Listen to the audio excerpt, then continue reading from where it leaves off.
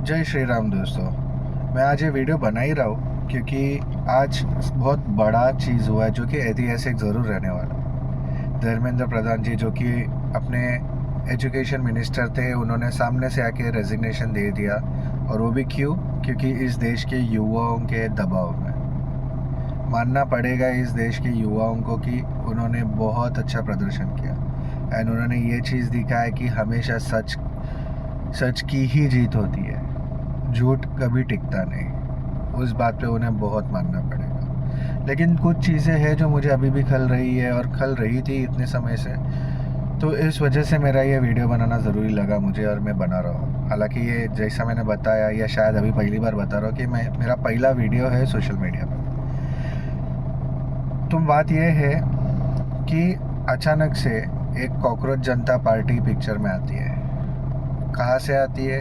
क्योंकि एक जज अपने लॉयर्स को बोलता है कि तुम कॉकरोचों जैसा व्यवहार कर रहे हो। और वो क्यों?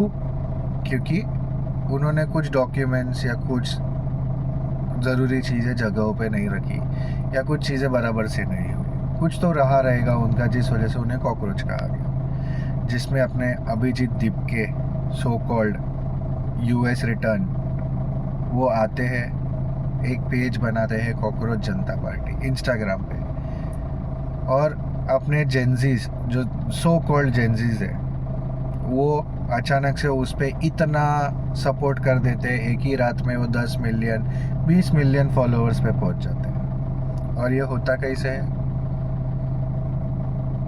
चलो कोई बात नहीं, उसका अपने पास जवाब नहीं, होता कैसे है।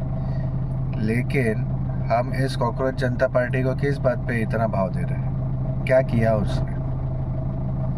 दिल्ली के जंतर मंतर में उन्होंने ये कहा कि हम साइलेंट प्रोटेस्ट करेंगे, लेकिन वहाँ पे क्या हुआ? पब्लिक प्रॉपर्टी डैमेज हुआ। किसने हक दिया था अभिजीत दीपके और उसके सो कॉल्ड नेशनलिस्ट को या प्रोटेस्टर्स को पब्लिक प्रॉपर्टी डैमेज करने का? क्यों? कौन है वो? क्या कभी किसी ने उसका बैकग्राउंड जानने की कोशिश की है?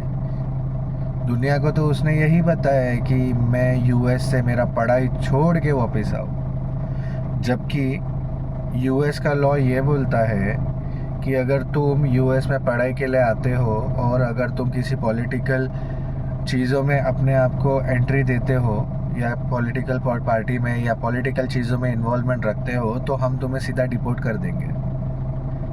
क्या उन्होंने वो पासपोर्ट अपना शो किया है कभी कि वो डिपोर्टेड नहीं है? इस चीज़ का प्रूफ है अपने पास। अरे मला सांगा अजून एक गोष्ट की तो पोरगा येतो, तुम्ही वेड्यांसारखे त्याच्या मागे धावून जाताय। काय फायदा झालाय तुमचा? काय फायदा झाला? एवढे लोक ज्यांना नीटची फुल फॉर्म सुद्धा माहिती नाही, नीटचा फुल फॉर्म नाही माहिती, CBSEचा फुल फॉर्म नाही माहिती, वेड्यांसारखे रस्त्यावर धावत आहेत, तोडफोड मचवत आहेत, लोकांना मारपीट करतायत। तुम्ही लोकांना काय दाखवलं? की पोलिसांनी मारलं। अरे पोलिसांनी मारायच्या आधी काय झालं होतं तिथे? सांगा की. कोणी हात चालवलेला पहिला पोलिसांवर? पेपर स्प्रे कोणी टाकलेला पोलिसांवर? जेव्हा ते शांतपणे तुम्हाला सपोर्ट करायला तयार होते, फक्त या गोष्टींचं लक्ष द्यायला की तिकडे काही उलट सरळ नाही व्हायला, तेव्हा कोणी त्यांच्यावरती पेपर स्प्रे टाकला होता? आहे का उत्तर त्या गोष्टींचं? चला, तुमचे so called Gen Z paper spray टाकतात, त्यांना मारायचे प्रयत्न करतात, तर पोलिसांनी काय तुमचे मार खाऊन घ्यायचं की त्यांच्या कानाखाली 4 लावून द्यायचं? जे केलं ते तर बरोबरच केलं ना. नंतर तुम्ही काय सांगतात की आमच्या पार्टीचे एवढे मोठी लोक. अरे तुमच्या पार्टी आहे कुठे? रजिस्टर्ड तरी आहे का तुमची पार्टी? आमच्या लोकांना काय व्हायला नाही पाहिजे, आमच्या लोकांवरती NC नाही व्हायला पाहिजे. अरे मला तर या स्टुडंट्सच्या आई वडिलांवर पण प्रश्न आहे. कुठे गेले आई वडील? आता कशाला नाही आलेत तुम्ही? थोडं आता तुमचा पोरगा एवढा बाहेर हे करतोय, वादविवाद करतोय, ते तुम्हाला चालतं का? बोला की. तुम्हाला चाललं ती गोष्ट? तुमचा पोरगा बाहेर काही करेल, पोलिसांचे दंडे खातोय, कशाला मोठं काम करतोय तो? प्रोटेस्ट करा की, नाही नाही बोलत आहे, बिंदास प्रोटेस्ट करा. पण त्या गोष्टीसाठी तुम्ही एक चांगला दुसरा वे यूज केला असता, काहीतरी डिफरंट केलं असतं तुम्ही. आणि ते केलं का? नाही. तुम्ही काय केलं? आपण सर्वांचं प्रॉपर्टी तोडू, पब्लिक प्रॉपर्टी तोडू, गाड्या जाळू, पोलिसांना मारू, त्याच्यात आपण मोठेपणा मानतो ना. त्याच्याशिवाय आपल्याला काय आहे? बरोबर की नाही? चला ते जाऊ द्या. जंतर मंतरवरती तुमचा स्टेज बांधला गेला होता, काय बोलून? तुम्ही सोनम वांगचुकला सपोर्ट करणार. अरे त्याला सपोर्ट करण्याच्या जागेवर तो स्वतः कॉक्रोच जनता पार्टीचा लीडर, सो कॉल्ड लीडर, गेला बर्गर खायला. का? सोनम वांगचुकने जर 25 दिवस तर त्याला तो जेवला नव्हता. तुम्ही कशाला नाही जेवू शकला? तुम्ही पण राहिले असते ना उपाशी.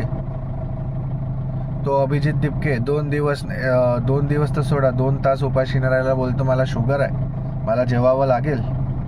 का फाटली तुमची? चला तेही सोडू द्या. दुसऱ्या पार्टीचे लोक कुठून आले या प्रोटेस्टमध्ये? सांगा की.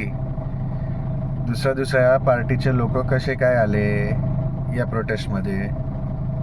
आणि चला प्रोटेस्टमध्ये आले तर काय चालू होतं तिथे? अँटी इंडियाचा नारा. तुम्ही तुमच्या सनातन व्हायचं त्याच्या अगेन्स्ट जाताय. तुम्हाला गर्व असला पाहिजे तुमच्या धर्माचा. मी हे नाही बोलायला की तुमच्या धर्मात तुम्ही धर्म परिवर्तन करताय, पण तिथे जे होतं ते धर्म परिवर्तनच होतं ना, दुसरं काय होतं? धर्म परिवर्तन शिवाय अजून काय झालं तिथे? आमचा धर्म असा, आमचा धर्म तसा, त्याच्याशिवाय काय झालं? काय तुम्हाला काय वाटलं हा नेपाळ आहे? नेपाळ चाललंय ते की पाकिस्तान आहे? अरे जेव्हा ऑपरेशन सिंदूर चालू होतं तेव्हा कुठे गेलेले तुमचे हे जेनझी? तेव्हा तर कशाला घरी लपून बसलेले? का नाही येतं ते बाहेर? तेव्हा जायला पाहिजे होतं ना बॉर्डरला. ही जेनझी एवढे आहेत तर बॉर्डरला का नाही गेले मारायला? तिथे गेले असते, पाकिस्तानांना मारलं असतं आणि आले असते, मानलं असतं तुम्हाला. त्याच्यावरतूनही जर बघायला गेलं तर आपले सेलिब्रिटीज ते साले जेव्हा जेव्हा ऑपरेशन सिंदूर चालू होतं त्यावेळी तर त्यांचा एकही पोस्ट नाही आला, कोणीही कॉंग्रॅच्युलेशन नाही केलं, कोणीही काय नाही केलं, काय बोललं नाही त्याबद्दल. शिवाय 1-2 जणांच्या, त्याच्याशिवाय कोण आलाय? आणि आज कोण येत आहे? Gen Zs, you did it, you are the best. अरे घंट्याचा बेस्ट केलाय तुम्ही लोकांनी. वलसाडला, गुजरातला, पालघरला एवढे फ्लड आले, लोक तिथे मरत आहेत, तिथे खाण्यापिण्याची सोय नाही, वाहून जात आहेत, लोकांचे घरं उजाडलेत. तेव्हा कुठे गेले तुमचे जेनझी? जावा, तुमच्या गांडीत दम आहे तर जावा की, दाखवून तरी द्या जाऊन तिथं होतं की नाही, माहिती पडेल केवढं तुमच्या जेनझीमध्ये ताकद आहे. हे साले जेनझी लोक, मला सर्व जेनझींशी प्रॉब्लेम नाही. जर मी 100% जेनझीमधनं बघायला जाऊ ना तर 20% जेनझी लोकच चांगले आहेत. त्यांना डोकं आहे काय करायचं ना काय नाही करायचं आणि कसं काम करायचं. बाकीचे 80% जे जेनझी लोक आहेत ना, सगळ्या आळशी आहेत, आळशी. त्यांना जरासंही काम करायला सांगा, त्यांना फक्त एवढं सांगा स्केड्यूलवरती कसं काय करायचं. नाही त्यांची गांड हळाली ना तिथे तर नावाचं नाही मी. जरा बघा, मी दिवस रात्र ना जेनझी लोकांमध्येच काम करतो, मला माहिती आहे ते काय आहेत. जराही काम करायला सांगितलं, जराही स्केड्यूल फॉलो करायला सांगितला, टाईमलाईन दिले तर यांच्या खाळून जमीन निघून जाते. त्यांना असं वाटतं की ते लोक खूप मोठे झाले, त्यांच्याशी काम नाही होणार, आम्ही त्यांना मेंटल टॉर्चर करतो. तुम्हाला काय सांग, तुम्हाला पैसा देतोय कंपनी तर काम करायला सांगणार ना. आणि ते हेच सांगते 9.5 तास आमचं एवढं काम आहे ते करून द्या, बाकीचं सोडून द्या. 9.5 तासात पण त्यांना 5 तासाचा ब्रेक हवा आहे, त्यांना सर्व काही लिव्हे हवे आहेत, पैसा हवा आहे, पण काम करायला सांगा तर काम नाही करत. तेच गोष्ट इथे पण दिसते. या जेवढे जेनझी लोकांनी तिथे येऊन मोठे मोठे भाषणं दिली, त्यांना फक्त विचारून बघा की त्यांना नीटचं पेपरचं त्या सर्वांना फक्त नीट पेपर द्यायला लावा, चला, जास्त काय नाही. एकदा या लोकांना आपण जेवढे लोकांनी प्रोटेस्टमध्ये होते आणि साथ द्यायचं दाखवण केलं की बाबा आम्ही होतो त्या प्रोटेस्टमध्ये, आम्ही तुम्हाला सपोर्ट करतोय, जरा त्या लोकांना घेऊन या आणि त्या सर्वांना जरा नीटचे पेपर द्यायला लावा. बघूया केवढे पास होतात, केवढे डोकेवान आहेत ते. करणं प्रॉब्लेम नाही, लोकांनी जे केलं ते चांगलं केलं.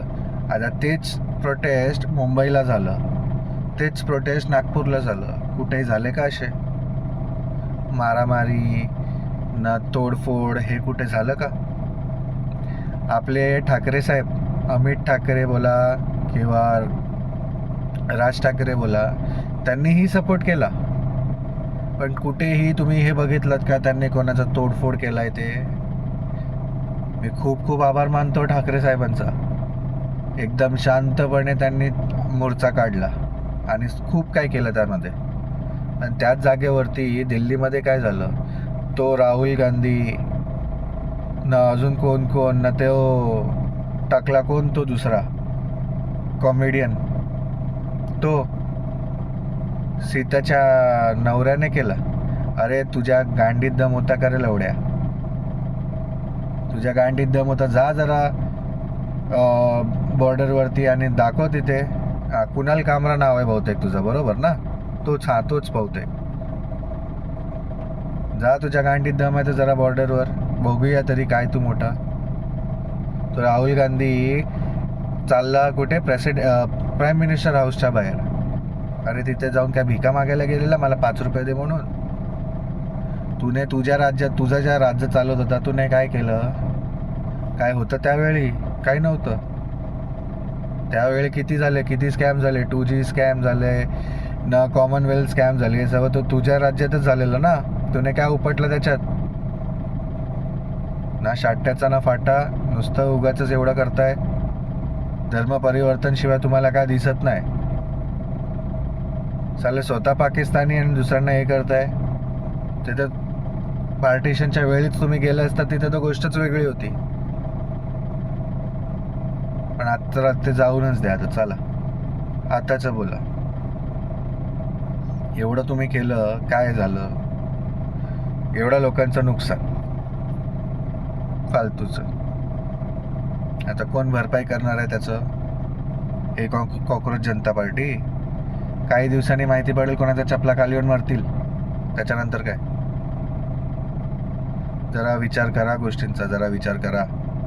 जेनझी म्हणून उडण्याच्या आधी जरा विचार करा, या जेनझीने काय असं उपटलं आयुष्यात. आता तर आयुष्य बघायला सुरुवात केली आहे त्यांनी. जरा त्यांना आयुष्य बघू द्या, त्यांना जरा समजू द्या दुनिया कशी चालते, त्याच्यानंतर येऊ द्या. समजलं की नाही? धन्यवाद. जय हिंद, जय महाराष्ट्र. परत भेट होईल आपली.